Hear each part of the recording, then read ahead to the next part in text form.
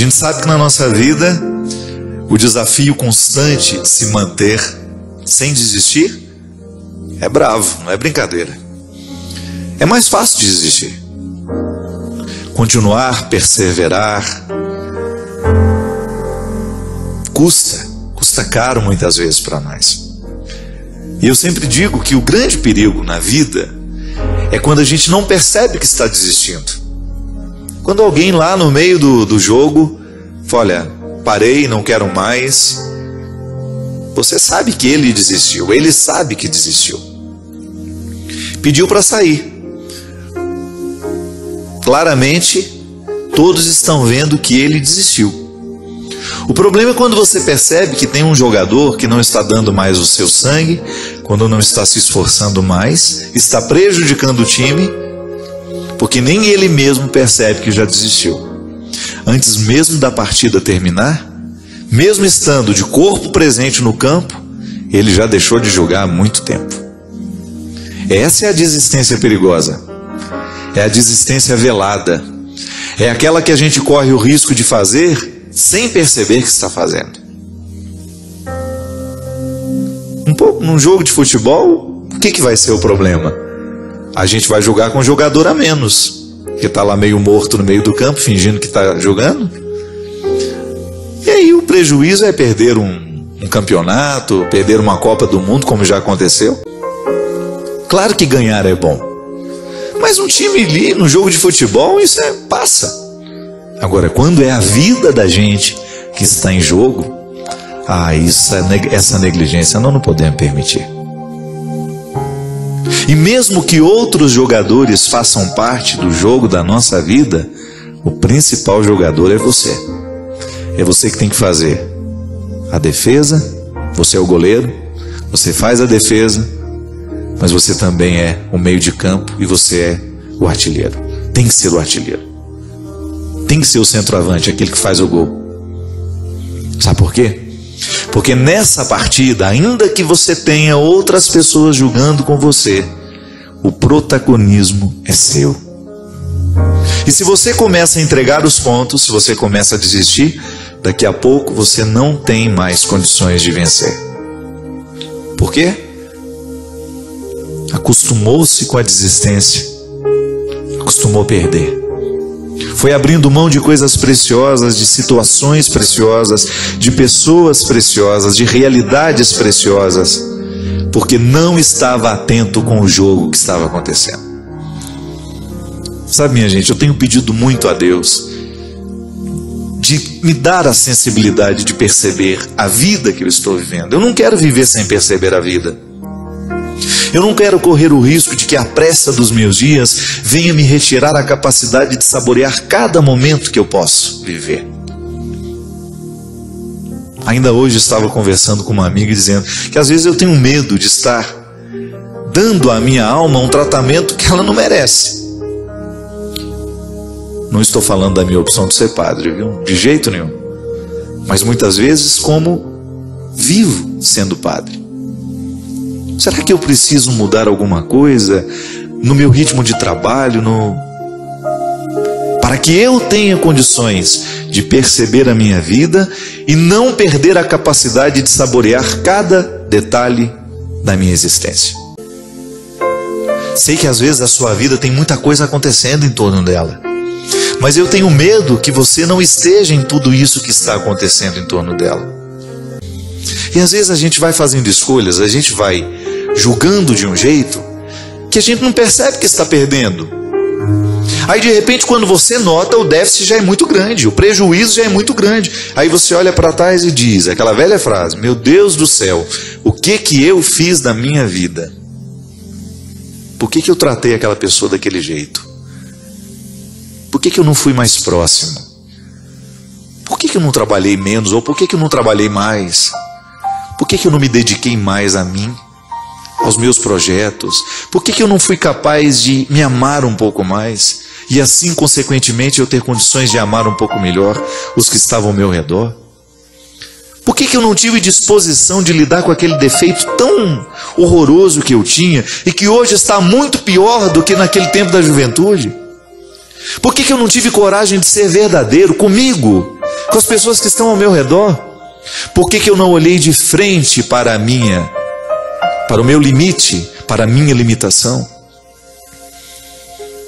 Minha gente, mais cedo ou mais tarde, nós vamos nos fazer essa cobrança.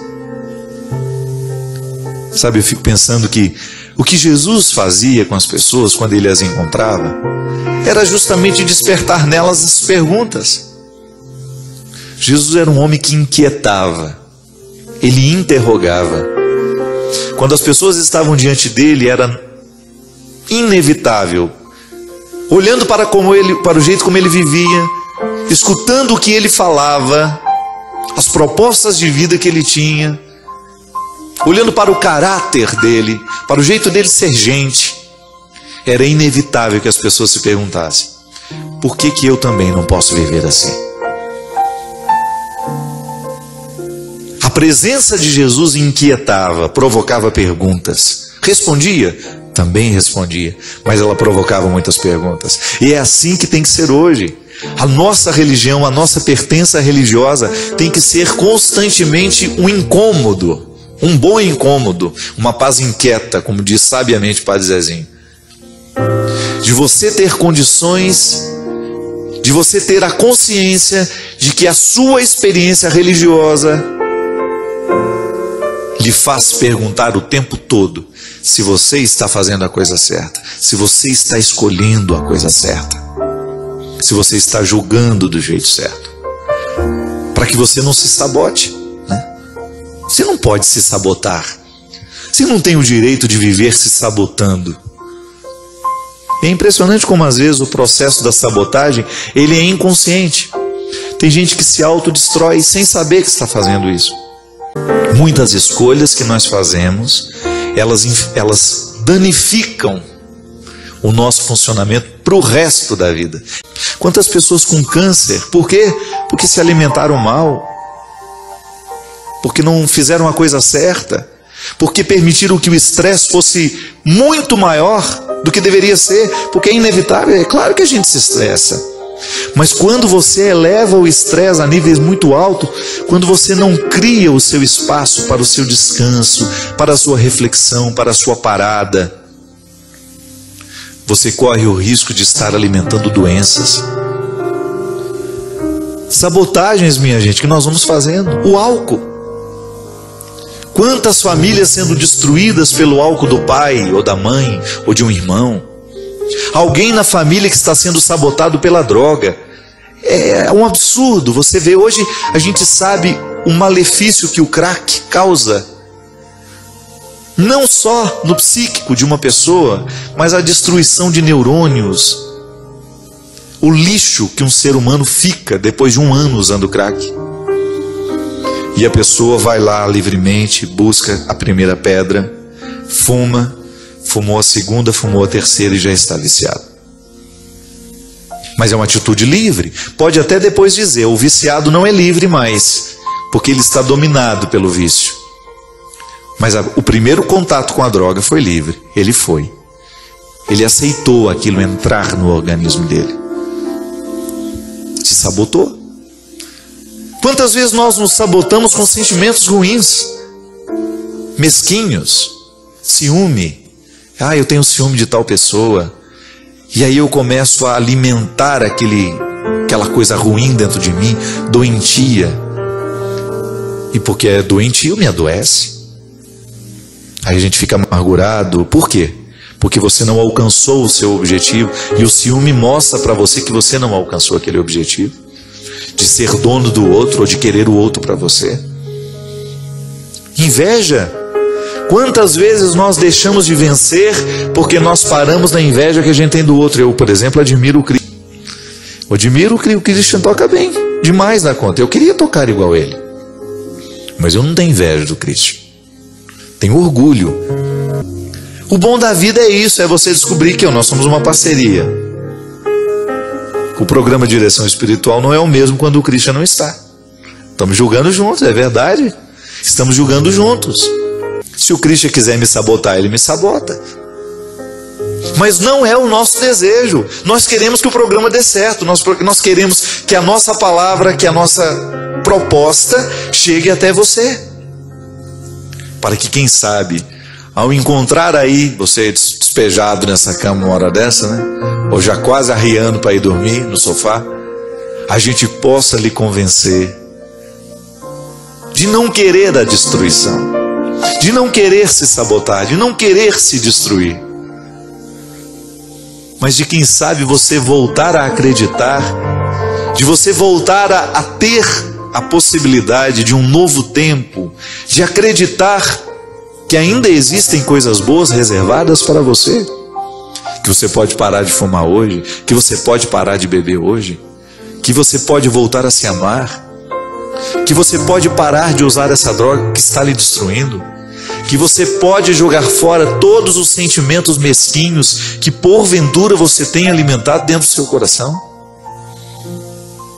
que você pode abrir as janelas da sua casa para que um novo ar venha espantar, jogar fora esse ar mofado, estragado que você tem sorvido sem perceber.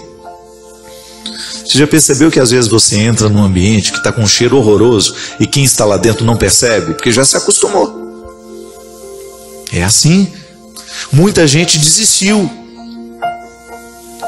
e não percebe que desistiu. Está vivendo um processo autodestrutivo e, infelizmente, não acredita em quem está alertando, ou às vezes nem tem alguém para alertar. Às vezes essa solidão só vai ser quebrada quando a gente sai na direção de alguém que finalmente possa nos ajudar. Aí procura alguém perto. Não fique sonhando com os que estão distantes, não. Ah, eu quero ser amigo do fulano de tal. Você nunca encontrou com ele. Ah, eu quero ser amigo do Antônio Fagundes. Eu acho que eu vou lá para desabafar os meus problemas com ele. Me identifico muito com a arte dele. Não. Você vai encontrar ao seu redor. A amizade tem que ser possível.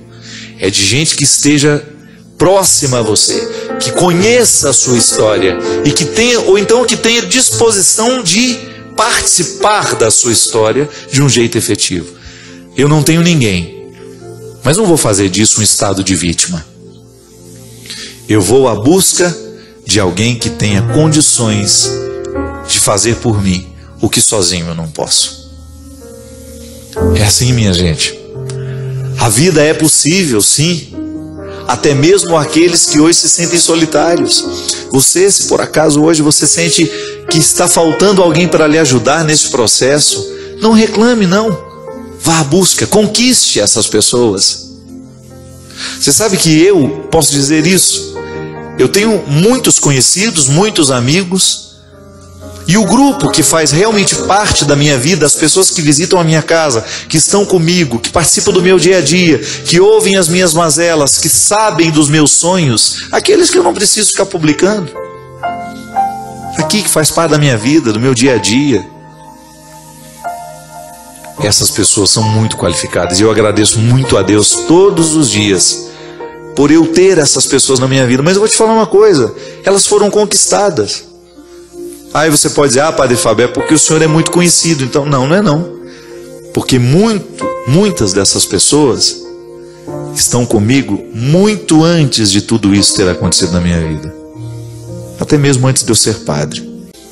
Faça assim também. Tenha a oportunidade de alcançar, de conquistar essas pessoas que vão lhe dar condições de você ser livre.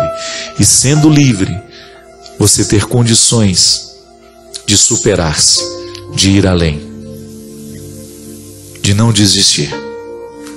Para isso vivemos, para a gente chegar ao final com aquela certeza, com aquela boa sensação de missão cumprida.